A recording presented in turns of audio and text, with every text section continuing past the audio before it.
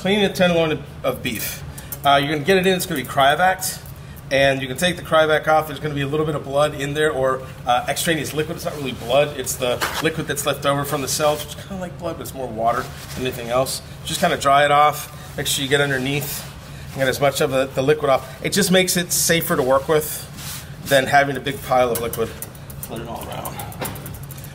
The tips of the tenderloin, which is this lower ends, you can leave on there if you want to. You can take it off too, but I'm just going to leave it on for our purpose.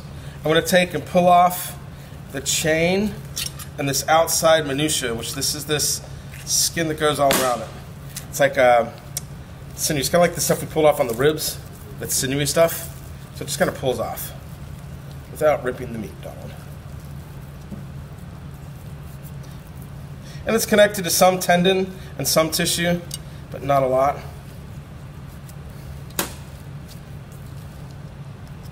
You can see I'm getting down to where I'm at the tenderloin, so I want this part off as best I can.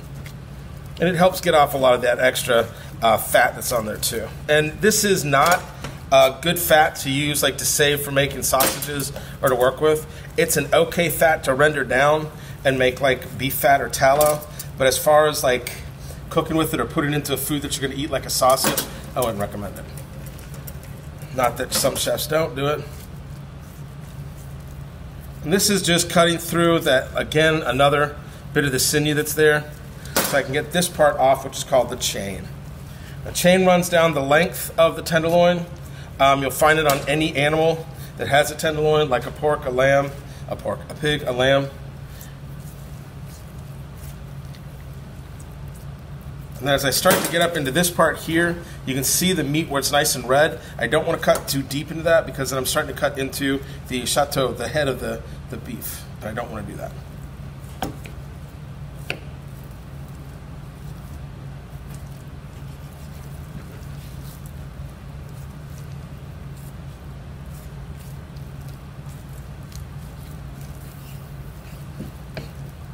All right, this piece of beef is great for cleaning up, grinding, using for hamburgers, using for different dice cuts of meat if you want to put the work into it.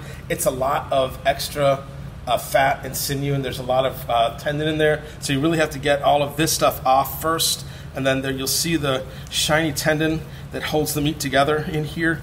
Like you fight apart right there. That's not really edible, it's very gristly, so you have to get all that out. So you're cutting out a chunk of meat here, maybe a little bit there. So it's worth it if you're doing 700 tenderloins. If you're doing one, just put it into your stock, make a really rich broth. You got a good flavor. Now from here on, I'm gonna be cutting off just the little pieces of fat that are in it that are extra, that I don't want. Kind of getting rid of them off of me, thank you. And then I'm going to clean up this part here, getting off this fat. Let's see, it's all just kind of old. And this tenderloin was frozen, so that's why it's kind of got that little gray look to it. It's not like a bad tenderloin. It's just a bad tenderloin. It's just got a grayness to it because it was old. It was in the fridge, I mean, it was frozen.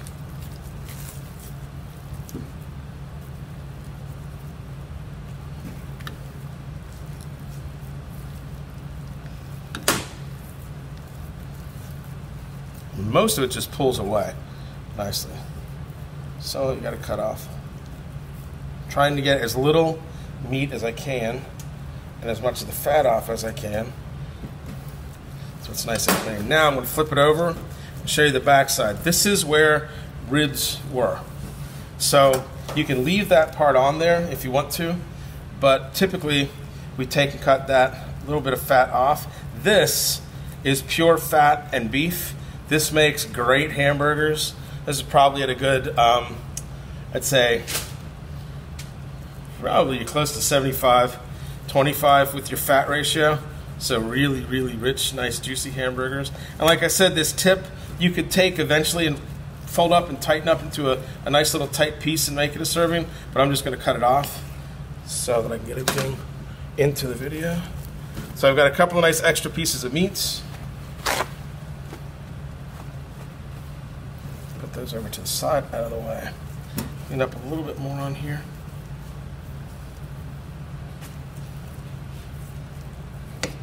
Now the darker parts that have been slightly bruised by the freezer, I'm just going to take and toss those because it won't give it bad look, but it might hamper the flavor, and I don't want that. Tenderloin's a very low fat cut of beef. This is the part of the animal that moves back and forth.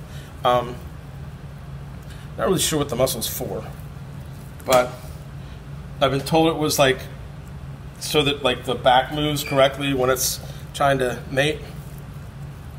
I don't know if that was true or not. I think the chef was just messing with me. These parts that I'm cutting off right here, this is the part that lines like right along the bone. It's kind of squishy and weird feeling, and it doesn't taste good, so just want to get rid of that too. And I'm on the back side of the tenderloin right now, so really just getting the stuff off of there that's not going to be palatable or nice to the touch or taste. You want to get as much of it as you can. It doesn't have to get all of it. It's not that important. It's not like, oh my God, someone's going to die if I don't get it. No, it doesn't matter. So then I'm going to flip it over. I've got a nice, pretty piece of tenderloin. Some little bit of fits of fat that's on there. They have tools that if you really start doing this on a regular, it's like a brush that just goes through and pulls off all the fat. It's really nice too. But I only do maybe 1 or 2 of these a year for you guys. Probably do 3 or 4 at my house. Notes on tenderloin. This tenderloin probably with its full size in the cryovac cost around $75, $60 from the market, $75 from the grocery store, to up to $90 depending on the time of year. Christmas, they're stupid expensive. So if I bought this, what time of year, whenever, just the Christmas is very expensive. With the tenderloins, if I take and clean this, I can get 1, 2, 3, 4, 5, 6, 7, 8 steaks out of it, plus the pieces that I had for little tornadoes or whatever, plus the stuff that I had for grinding up. So I've got probably a pound of ground beef. I've probably got my loins and stuff, which each one of these, if I bought it at the store, is going to cost me $12, $13. So I've already saved, what, $5? And with the other pieces, another, or $50, probably another $10. So with the tenderloin, by cleaning it myself, I'm going to save myself on buying tenderloin and having tenderloin probably the same amount, so it's probably doubles in price. As a chef in a restaurant, that's exactly what I do. When I buy this tenderloin, I buy it for about $50, $60, and then I sell it for about $120, $200.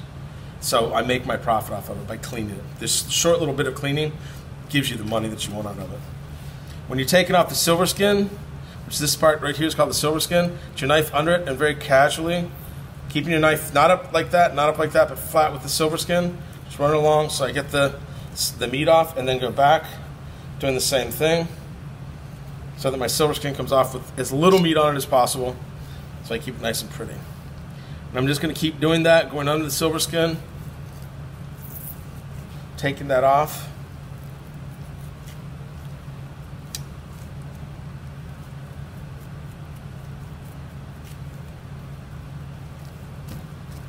That's where you want that brush.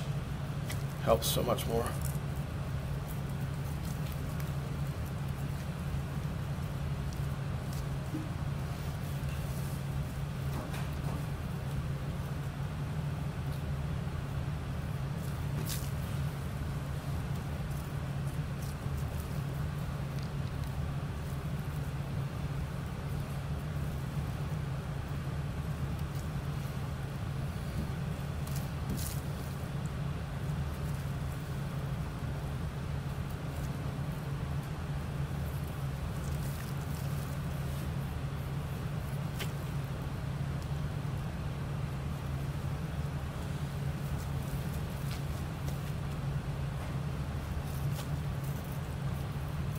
A little bit too much meat there.